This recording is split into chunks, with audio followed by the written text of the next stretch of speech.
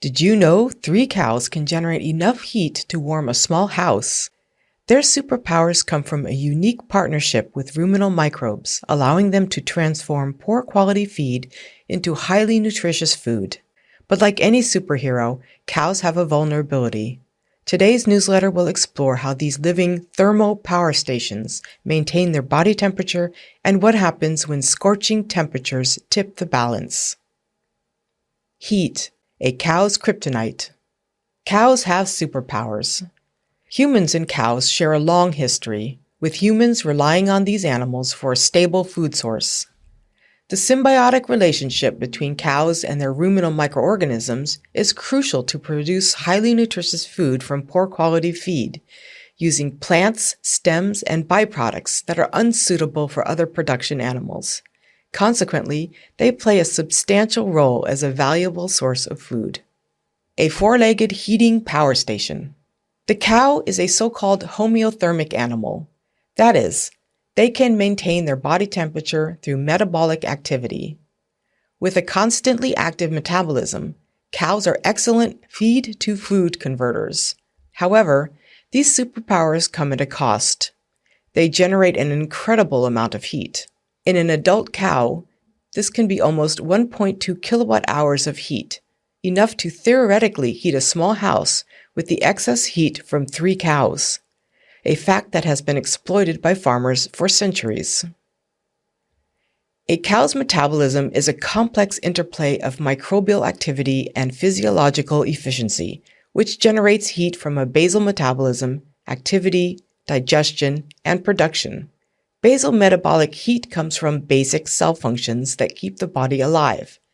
It also comes from muscle activity and from the heat produced by other bodily processes that help with growth, lactation, pregnancy, and the production of proteins or fats. The digestion of feedstuffs also releases heat. At the center of digestion is the rumen, a large volume anaerobic bioreactor system containing billions of bacteria, protozoa, and fungi, and much of the heat generated is from the intense microbial activity here. Ruminal fermentation generates enough heat to raise the rumen temperature to about 1 degree Celsius higher than the core body temperature of 38 to 39 degrees Celsius.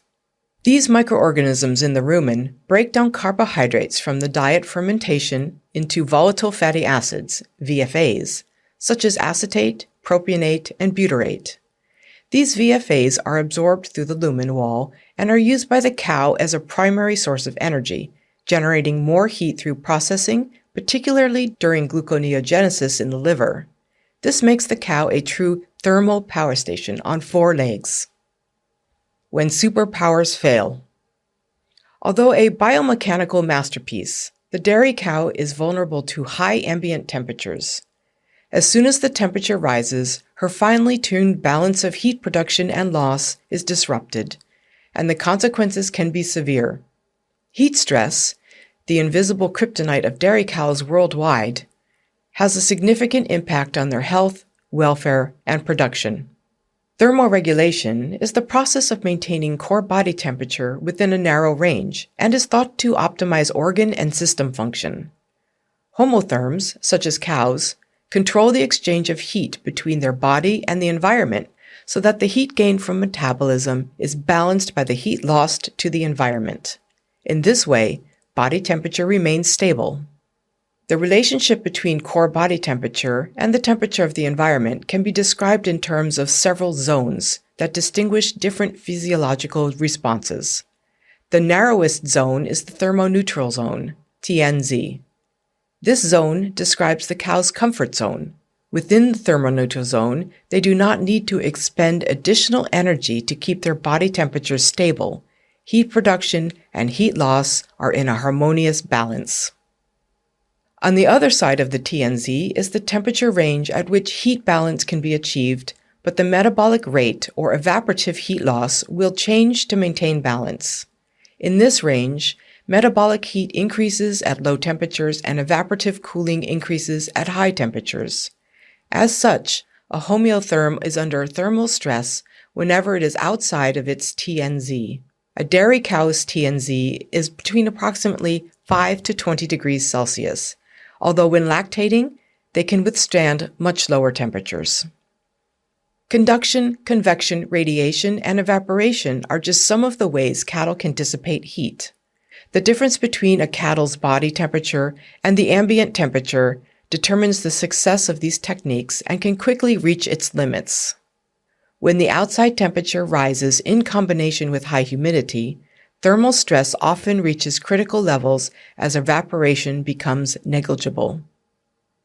Exposure to temperatures just above the TNZ causes an adjustment in heat transfer by increasing blood flow to the skin. This increases the removal of metabolic heat to the periphery where it is lost. However, when the ambient temperature exceeds the skin surface temperature, which is approximately 36 degrees Celsius, heat is transferred from the warmer air to the cooler skin, adding to body heat. To maintain thermal balance, evaporative cooling through sweating and panting must increase to match the additional heat load. Unlike more heat-tolerant animals like horses, cows only have about 800 sweat glands per centimeter squared of skin. As a result, cows sweat inefficiently and rely more on increased respiration for evaporative cooling, increasing from 40 to 60 breaths per minute to over 100 breaths per minute. The onset of panting impacts a cow's acid-base balance and can lead to respiratory alkalosis. At the same time, water requirements increase dramatically. Heat-stressed cows can have increased water requirements of up to 200 liters per day. Consequences of heat stress. When heat dissipation is no longer sufficient, physiological adaptation mechanisms kick in. The cow reduces feed intake as microbial fermentation in the rumen generates additional heat, leading to a cascade of physiological responses. As blood distribution is diverted to the skin to dissipate heat, blood flow to organs such as the rumen and liver is reduced, further compromising digestive efficiency and metabolic processes. This can lead to reduced energy supply, increased oxidative stress, mobilization of body reserves, hormonal imbalances, and reduced milk yield. Immune defenses are also compromised, making animals more susceptible to infection and inflammation. The negative effects of heat stress on dairy cattle are well documented. In addition to reduced health and performance, the reproduction and fertility of dairy cows are severely affected, affecting the next generation. The fertility of a dairy cow is influenced by many factors, but environmental factors appear to be the most important. Heat stress can alter estrus duration, uterine function, endocrine status, and follicular growth and development. Prolonged heat stress may also affect early embryonic development and survival, fetal growth, and colostrum quality. In addition, conception rates in dairy cows are negatively affected by extended periods of heat stress, resulting in longer calving intervals. Conception rates in high-yielding dairy cows have been declining, often attributed to physiological changes, management changes, and increased milk production. However, during periods of heat stress, conception rates decrease even further compared to periods without heat stress.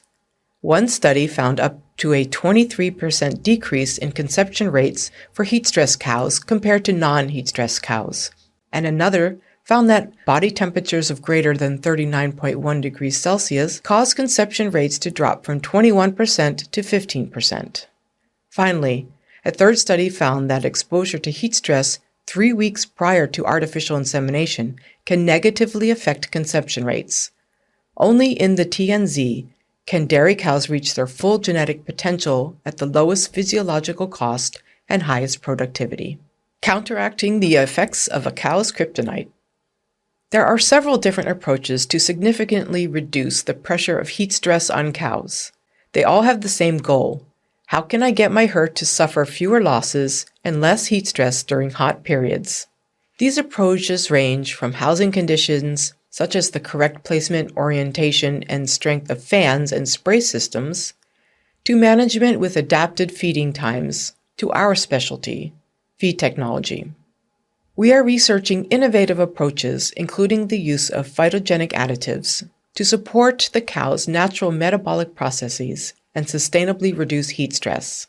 Our results so far are very promising. Stay tuned for this exciting new solution. Let's take on this challenge together. I'm Dr. Melinda Culver, and thank you for listening to the newsletter out loud. If you would like to learn more about this topic, please visit our website at biochem.net.